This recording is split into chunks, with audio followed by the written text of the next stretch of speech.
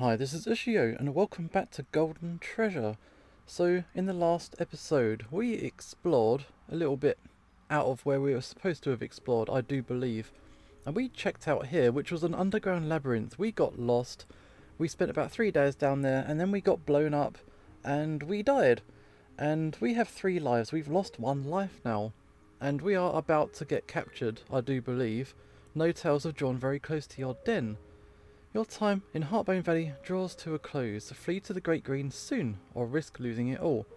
I'm hoping that so long as this is our time going around at the top right here, when it reaches, say, like 12 o'clock on this, that is time up. So I think we got about 3 more days maybe. So we haven't, so in this area, we haven't checked out this or this. Down here is human territory, we are not going there. And in this area, we've got, I think this is the exit, this is the Great Green, this is how we can leave the area. And we got 3 more areas here. So I'm not sure. I think I want to check out, I don't know, that looks like a badger. Got no idea what that is. And up here, no, not this way. Also there is Goldkin down here, we could talk to him. But what do I want to do? As this one's kind of unidentifiable, I think I want to check out this one. Let's have a look. This sun, you have discovered a hidden outcropping of beautiful shinestone peeking through its mother rock.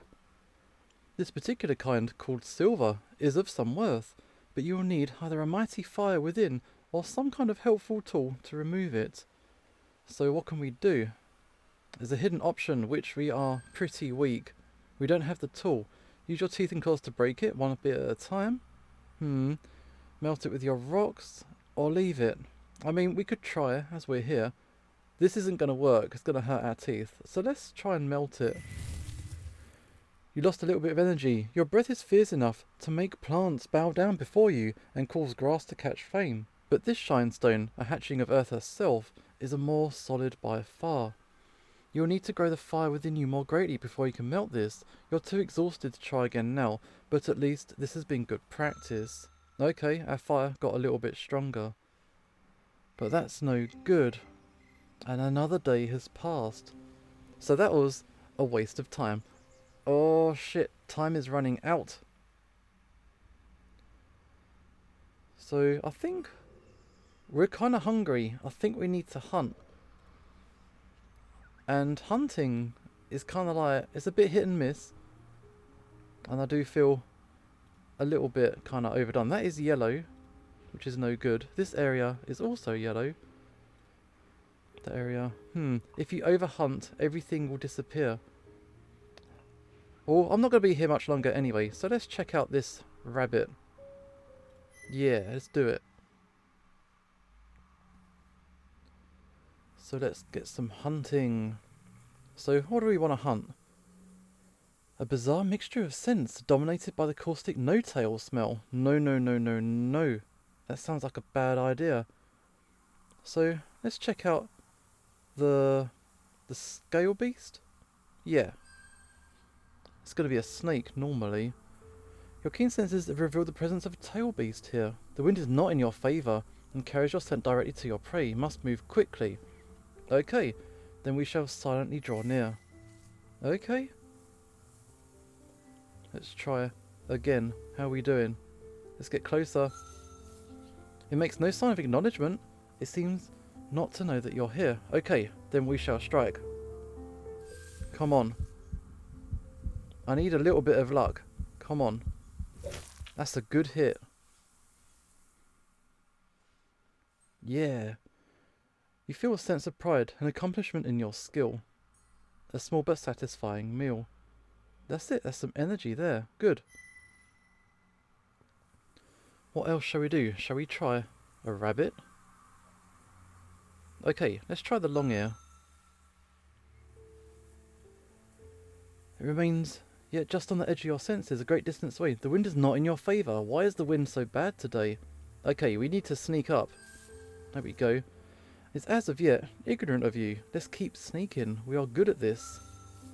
Yeah, it's still good. Still good. Shall we have a look?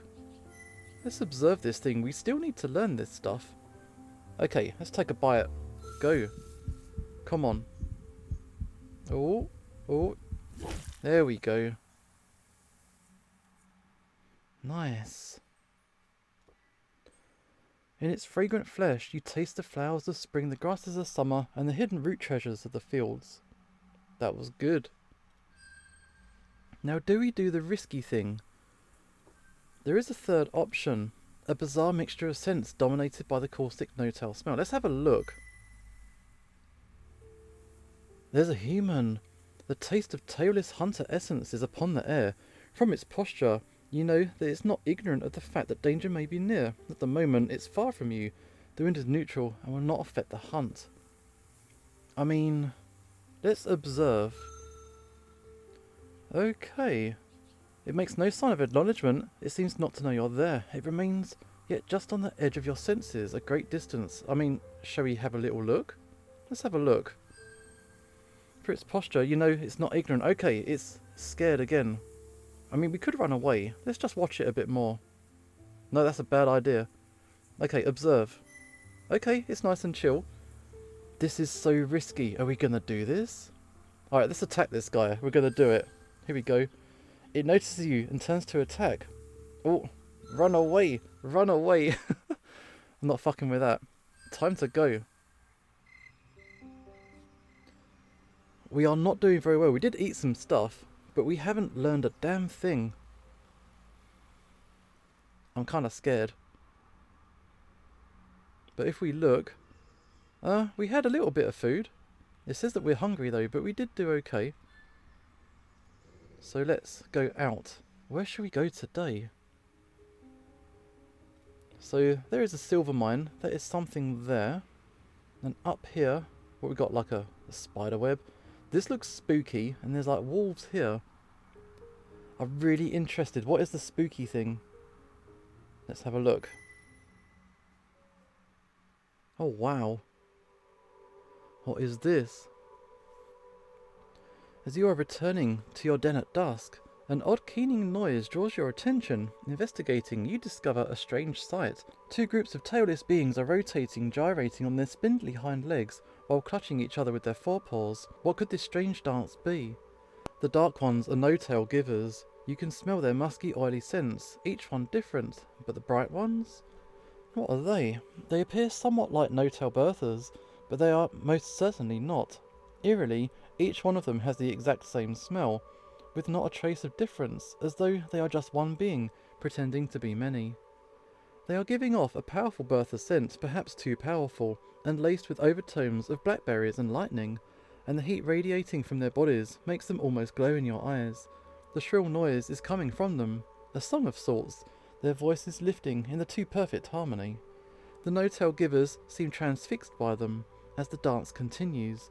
The brightlings, for that is what you've decided to call them, draw the givers in closer and closer, allowing more and more touches from their forepaws.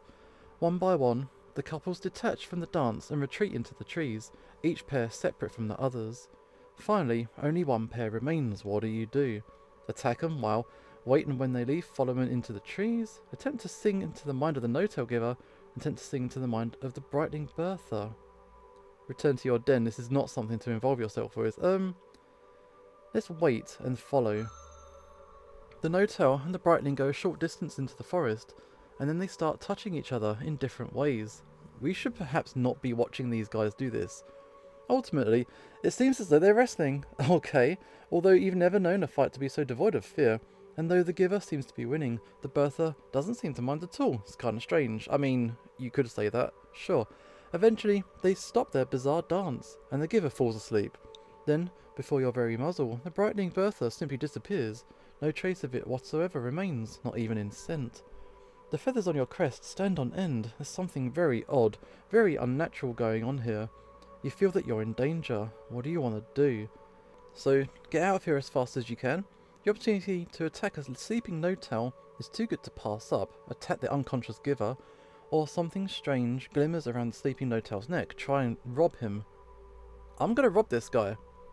Yeah, go for it. Keeping your footfall slow and gradual, but your body light, you creep up on the no-tail sleeping form and nibble through the string of Woodstrider skin. Freeing the object, taking it up in your jaws, you make a silent escape. Back at your den, you find that there is something odd about the object you found. Perhaps it's valuable in some way. That's it, we got something good. It's a lodestone. Accuracy ordered bit of shinestone, noteworthy for its equalish lines and stern shape, but there's more to this stone than meets the eye. Your thoughts lose a bit of their sharpness when you touch it, intimating some kind of hidden magic. Wow, we got a good thing. And we didn't expose ourselves to the danger of the humans. But I think time is running short. Okay. Let's go outside. Okay, we have 3 options to me. We've got 4 options. So we got this guy. Up here we've got, is that like a spider's web? Or the wolves? Or we can go and visit the dragon. Shall we visit him? He does seem to know what he's doing. Let's try. Call upon him, yeah. Or maybe no. Maybe yes, let's do it. We gotta be social a little bit. Yo, how's it going, man? Let's talk. Standing near one of Dark Tooth's scent marks, you've let out a song of annunciation, and after a short time the Elderkin arrives. It settles its body down among the hills like a low mist, and waits for you to state your purpose. Naturally, any question must come with appropriate payment. How shall you address the Elder? Okay. Sing to me of the no-tells, sing to me of the others, sing to me of the elements. Great one, sing to me of the kin, what we are and why we are. Subtle beings. Sing to me of the strange bright beings who sometimes dance with the no-tails. That doesn't have a cost at all, wow. What is the greatest being in the one song? I found an interesting object. Do you wish to trade? I found a weird thing. Do you want to have a look? A hatchling found treasure of an unusual nature. For a price, this one can sing of its hidden lore. That's expensive. How many have I got? I've got 9. I can afford it. So, got the lodestone or the shinestone? Let's try the lodestone, which I just got. Let's try that one. Darktooth casually sniffs the offered object and explains its origin and value. You are no longer ignorant of its true worth. How should you address the Elder? Okay, we can ask more questions. We've still got 4, so why not? Let's keep chatting. What are we? Sing to me of the elements. 4 pieces. That's going to wipe us out. Let's do this one. The great 4, as your legs uphold you, so do they uphold reality, and cause its movements and its progression. They come into being through the circle dance of the cosmos, from the longing of sun for earth and earth for sun, and of all beings and for each other. They are these. Air, bearer of songs, the great uplift, element of speed and the mind. It resists boundaries, invisible and unstoppable, searching always for new ways. Of all the 4, it is the swiftest and most free. Okay, we got some air mastery. Fire, the devourer, the hungry one, element of destruction and power. Within fire is the sacred lust which drives all good beasts to the dance of creation and destruction, the will to power, pride and ambition. In the outer reality, it is the bright dancer, the seed of which we carry within our cores and breathe out upon our foes. Okay, we're levelling up now, this is good. Water, the ever-changing one, shapeshifter of 3 forms, element of hidden things, transformation and the senses. Water is the very essence of the Great Bertha, without which sea and all of her hatchlings, even the Drac, would perish. Water flows red within and clear without, but in any form it shifts and changes to fit any vessel. Learn its truth, for life shall twist you into many shapes, and unless you are like unto water, you will shatter. Okay, and let's talk about Earth, the endurer, the nurturer, element of fortitude, patience and wholeness.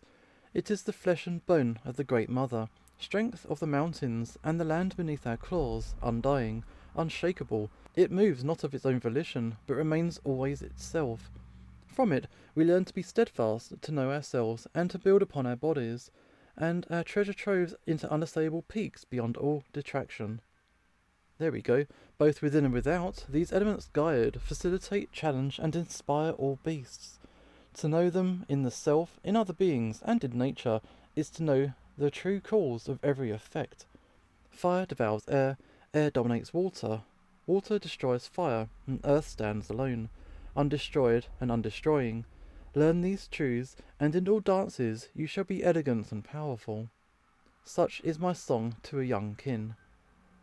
There we go, and now I have got no money. Tell me about the dance.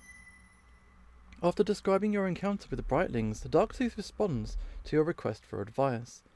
Though not wholly ignorant of them, we know not enough of the ones you call Brightlings to give counsel. It seems that they are some kind of other, and that they are somehow connected to the No-Tales, and for both of these reasons a youngkin would be wise to deal with them very cautiously. I'll sing this for myself, for my own amusement. Payment is not required. Okay, what else have we got? I'll take everything that isn't something I need to pay. Do you want to trade? Darktooth's tail slams against the ground, enough to make your feathers puff out. Trade. A youngkin suggests trade. With a being who has seen thousands of turnings, millions of suns, does it imagine that it could possibly have anything worth bargaining for? And yet, presumption and arrogance are the enemies of wisdom. We have far more poultices than we could possibly make use of, and perhaps the youngkin might find Waycleaf useful in restoring energy. Poultices are bundles of plant sages, herbs of great power, and when applied to torn flesh, hastens its mending. They are but byproducts of a recent experiment. Elders among the kin have more elegant ways of repairing their bodies. Waycleaf heals and feels the essence, rather than the body. Some tailists steep it in flame, tickled water to prevent sleep and promote vigour. A kin, even a young one, could simply eat it whole and grant a burst of energy. Be wary, however, it's a poor substitute for hunting, which feeds the whole self, even unto the soul. But if a youngkin wishes to give shiny things for these, there may be mutual profit. And if a youngkin wishes to offer up a researched artifact for trade, we may be willing to part with shiny things, if it seems beneficial to our studies. Okay, so do we want to trade? I'm not sure I do. Offer an artifact. Do we want to do that? I mean, we got this thing, and this thing. So what does this even do? It's a magnet. It attracts purified shinestone to itself. It's worth perhaps 15 pieces of treasure. Okay. Oh shit, what have I clicked? Okay, no. I clicked a thing by mistake, and I'm not about that. Never mind. I think we are done. Thanks for the chat. Let's go. We did some levelling up, so that's fine.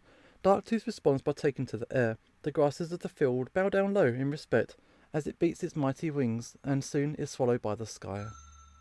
Okay. That is that day done, and I think that time is up. I think we need to go. Oh no, it's so close now. Here we go. Water has gone up to level 3. You've learned to pacify foes. That's kind of cool, and reduces their fire attribute. Earth has also leveled up. True armor, protecting your body from danger. All incoming physical damage is reduced. Nice. I'm not sure what to do. I should probably try and eat some food. However, I want to visit the wolves. Let's go. I'm assuming it's the wolves. Look at this. You have ranged far this sun, and are returning to your lair when the dusk is suddenly split by the most beautiful sound you've ever heard. It is not the work of just one animal. Several beings are raising up a song, each of their voices distinct and important in the braided music which pours out from them. It can only be the mighty clan singers, whose music is renowned among all. These beautiful hunters are said to cultivate invisible shining bonds between each other's souls, binding them together in clans, which are then capable of carrying out fearsome, elaborate dances of destruction, where many move with one mind, one will, to be victorious in battle and in the hunt. Pausing, you listen to their music. We are the people of the far-turning song, who sing with one voice, which is many voices. To be alone is weakness, to be together is strength. Praise be to the great green, shard of the mother's being, pouring out sweetness in the crystal pure waters, and the ruby sweet essence of our honourable prey. Praise be to our prey, whose flesh becomes ours, givers of life, dance partners eternal. We remember with song your great sacrifice. Praise be to those who came before, our ancestors, who learned to walk across love and violence, across being one and being many, and not be split in twain. Praise be to Earth, great mother of us all, for we love her, and we are one in her. Hear now our song of joy. We live. Every voice is distinct, and yet they all flow together and around each other. When two strike the same note, they instantly split apart, so that each voice should always be heard, and yet each is a support and partner to every other. It's like a blessed forest, a great grain of music. You have learned more about the way of the clan singers. The clan singers' music is indeed wondrous, but their strange togetherness is somehow both right and wrong, brilliant and yet a violation of the spirit of independence, of strength alone, which guides the kin. In that moment you feel fascinated by their strange unity and the power it brings them, disgusted by the foolish praise of cooperation and independence, moved to raise your own song and join with theirs, or indifference. I mean, we're gonna ruin this party if we try and take part, but I think we should try. You find their melodious celebration of life and their great powers infectious, and a pride and a joy swells within you. As the singers do, you raise your head skyward, so that your song will go out to all four ways equally, and you sing. Mine are the people, ancient of days, lords of destruction, bringing forth cleansing fire. Though alone I am strong, all shall know fear, when they face the flame within my breast, behind my eyes. Praise to Earth, great mother of us all, and to Sun, the great giver, eternal Father. I live and feast and grow great. I live. The singers cease their music for a time, listening to yours, and you feel both pride and fear, knowing you have gained their attention, and that at your age, that's a very dangerous thing. On other nights, you continue to hear their music, and it makes you think strange thoughts. Okay, that was good. We did get some levelling up there. But I am pushing it. I definitely need to leave. I'm scared that the no-tails are going to come kill me off. Look how close that is. Time is up. Time is up. Okay, I'm out of here. Because I think one more day and they're just going to come for me. This is my belief. I don't know it for sure, but otherwise what else would that indicate? So yeah, even though we might be starving, you're very hungry. It's time to go. We're going to do it. Yes.